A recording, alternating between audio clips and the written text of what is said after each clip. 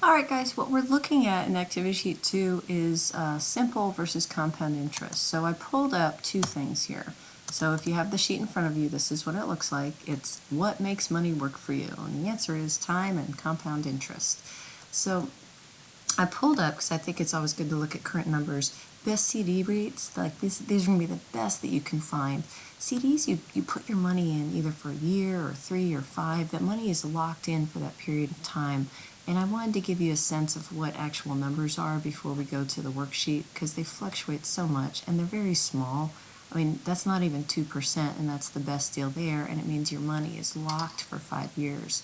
If I looked at best savings accounts, these are actually online banks that are offering over 1%. I know my bank here in Dallas doesn't even offer 1%, it's under that. And to get the highest amount, you have to have a minimum of $5,000 in that bank. So just to give you a sense of real numbers. In this example, they say, okay, the girl's name is Amanda. Savings accounts are insured, and they vary in the way in which interest is calculated. Some accounts pay simple interest, but other accounts pay compound interest at various frequencies. Sorry about that. Amanda is considering a savings account that pays, this is her savings account on the right, 3.7% interest compounded annually. The other one is that CDs also exist. A CD must be held until a date of maturity, at which time the original money deposited may be withdrawn with the accrued interest. Amanda is considering a CD that pays 4% simple annual interest for 5 years. So I do want you to think about these numbers a little bit. Sorry, I moved that out of the way. If you have $500 and you look at what 4% interest is on that, that's $20 a year. So in this CD column, you're going to be adding $20 every time. Compound interest is what we looked at last unit. So if I took $500 and I took 3.7% interest, I'm going to multiply, or sorry, there we go, 0.0375, a little slow there.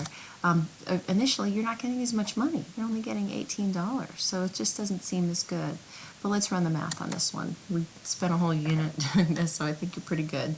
Simple interest means you'd be getting the $20 every time. So you'd be jumping in $20 increments. So at the end of 5 years, that's linear, you'd end up with $600 in the CD. If you went to the compound interest in the savings account, you'd be adding that $18.75 the first time. So now think about where this $19 came from again. I'll pull up so you can see the numbers.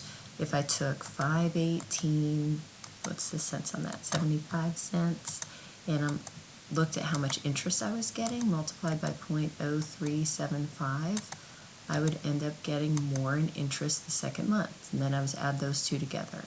Then I would take the purple number, 538.20, and then multiply it by 0.0375.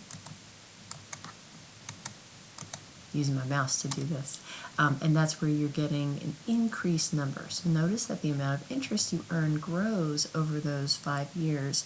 So while it's only $1 difference, you are doing better over the 5 years. So compound interest is exponential, simple interest is linear, and if you need a visual of that, simple interest is good, it's consistent, it's reliable, but compound interest over time is your friend. So if you were going over 10 years, perhaps you'd want the savings. The other thing that it does ask is if she needs it as an emergency fund, should she invest in the CD or the savings account? And the answer to that is the savings account. Because I want to remind you again, CDs are held until the date of maturity, which means if you're getting a 5-year CD, you got to pay a penalty if you pull it out ahead of time. So if you might need to pull out money somewhere along the way, savings accounts are your best bet. So that is simple versus compound interest. Which one do you like? Compound interest. Compound interest.